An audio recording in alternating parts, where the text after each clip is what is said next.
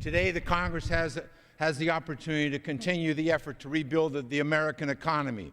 We have made significant progress since January, when more than 600,000 people were losing their job. Last month, it was 11,000, dramatic improvement. In fact, in November of a year ago, it was over 700,000 people were losing their jobs.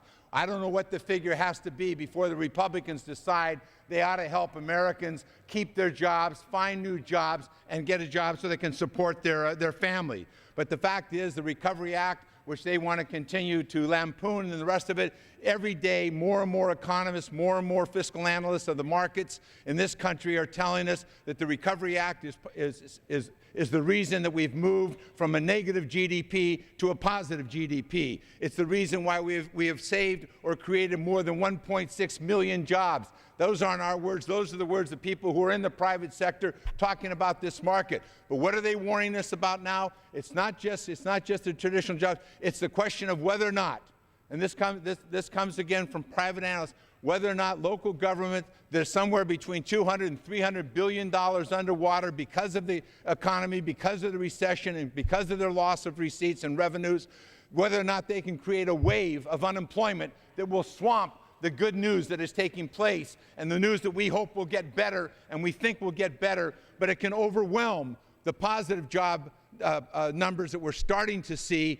and create that kind of problem. It also means that once again we can see, and what this legislation prevents, is that wave of layoffs in teachers and fire people and police and first responders, because we know that that's about keeping our communities healthy and safe, and to make sure that our kids do not become the victims of this economy because of the layoffs, the shorter school days, the larger classes that are taking place, the shorter school years that states are doing to struggle with this.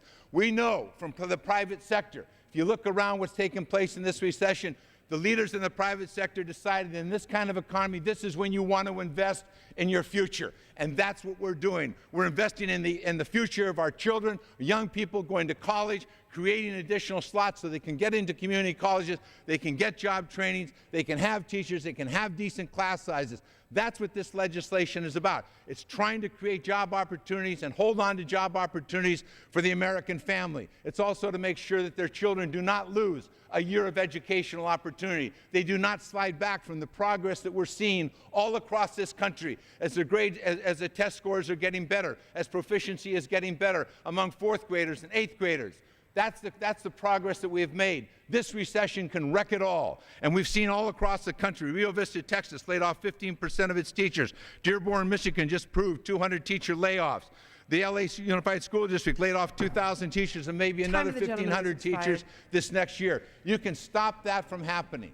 You can stop that from happening by voting for this legislation. This is about our future. This is about a jobs program that is paid for. This is about taking the money that was dedicated to working on Wall Street and making sure that it works for Main Street.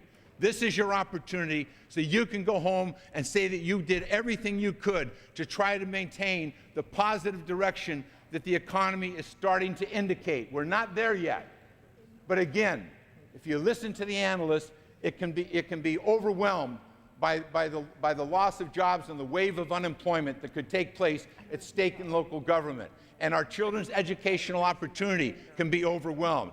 Mr. Oberstar laid out the infrastructure piece that is so important in terms of the investment not only in jobs, but in the investment in the future of this country in highways and transit. This is about the human capital. This is about whether or not we can retain first responders, we can retain teachers, and we can retain the growth in economic proficiency and achievement that our children are getting in the school today, and we don't lose that because through no fault of their own, the recession whacked their teacher, whacked their classroom, whacked the school district, and all of a sudden that opportunity is gone. We shouldn't let that happen, and we can vote against that happening today. We can vote for a jobs bill that works on Main Street. Time of the gentleman has expired. The gentleman's expired.